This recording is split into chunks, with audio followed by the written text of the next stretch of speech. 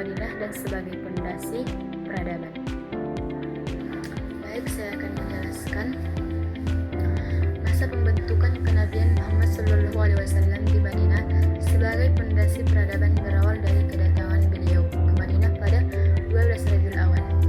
Dilanjutkan dengan mendirikan masjid sebagai pusat kehidupan Islam, persatukan kaum Muhajirin dan Ansar melalui ikatan persaudaraan, serta menyusun piagam Madinah sebagai pondasi aturan sosial, hukum, dan kenegaraan.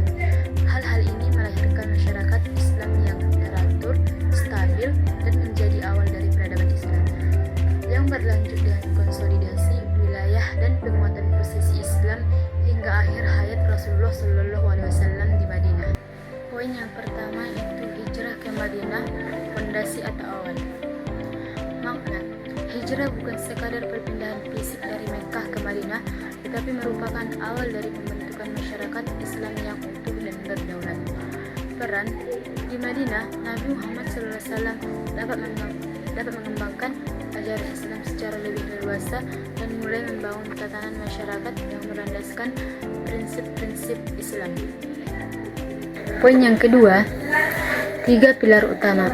Pembangunan masyarakat Madani, membangun masjid. Nabi Muhammad SAW mendirikan Masjid Nabawi dan Masjid Quba sebelum itu, yang tidak hanya menjadi pusat ibadah tetapi juga pusat kegiatan sosial, pendidikan, musyawarah, dan pemerintahan.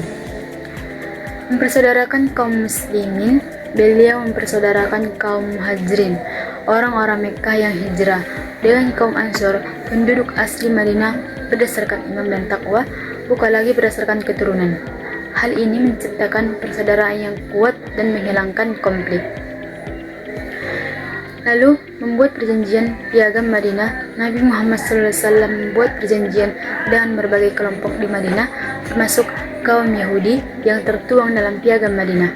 Perjanjian ini mengatur hubungan antar warga Madinah, menjamin kebebasan beragama, serta menetapkan sistem hukum dan pertahanan bersama. Dan poin yang ketiga atau yang terakhir, membangun fondasi peradaban yang berkelanjutan. Ekonomi yang adil untuk menciptakan kemakmuran dan kesejahteraan.